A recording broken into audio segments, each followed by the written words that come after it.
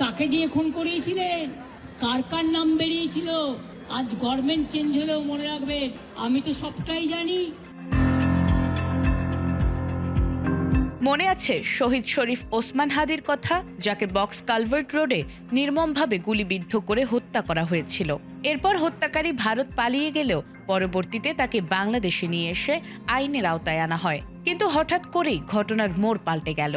পশ্চিমবঙ্গের সদ্য সাবেক মুখ্যমন্ত্রী মমতা ব্যানার্জির এক বিস্ফোরক মন্তব্যেই এখন উত্তাল দুই দেশের রাজনৈতিক মহল। এতদিন তো কই আমি বলিনি, মুখ করিনি, আজকে অত্যাচারের শেষ সীমায় গেছেন বলে আমি এখনো নামটা বলছি না ভদ্রতা করে। সম্প্রতি কলকাতার প্রাণকেন্দ্র ধর্মতলায় মঙ্গলবার বিজেপির বিরুদ্ধে অবস্থান কর্মসূচি থেকে তিনি বাংলাদেশে ঘটে যাওয়া এক হত্যাকাণ্ডের এমন কিছু তথ্য সামনে আনেন, যা নিয়ে এখন তোলপাড় দুই দেশ। পশ্চিমবঙ্গে বিধানসভা নির্বাচনে বড় ধাক্কা খাওয়ার পর এটি ছিল তার প্রথম কোনো বড় রাজনৈতিক কর্মসূচি। আর প্রথম দিনেই কেন্দ্রের বিজেপি সরকারকে এক প্রকার কোণঠাসা করতে তিনি টেনে এনেছেন প্রতিবেশী দেশ বাংলাদেশের এক অতি আলোচিত ও রহস্যময় খুনের ঘটনা। বাংলাদেশের লোক উত্তাল হয়ে যাবে, আমি সেটা চাই না। আমি দেশকে ভালোবাসি, না বলবো না দেশের স্বার্থে।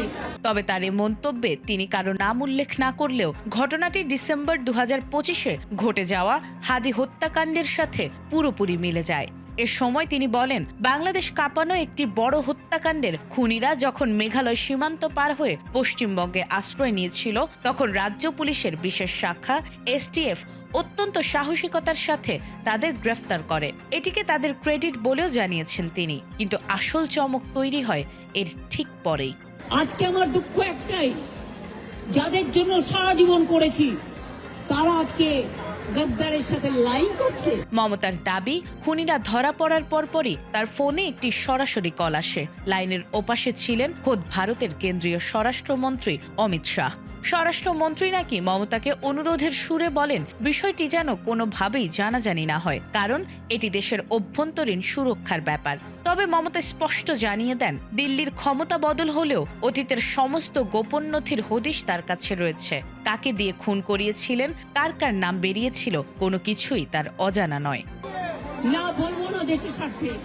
তবে এত বড় একটি রাজনৈতিক বোমার সলতে পাকালেও দুই দেশের সম্পর্কের স্বার্থে তিনি অপরাধীদের নাম জনসম্মুখে আনছেন না। তার ভাষ্যমতে নামগুলো বললে বাংলাদেশ উত্তাল হয়ে যাবে, কিন্তু তিনি তা চান না, কারণ তিনি দেশকে ভালোবাসেন।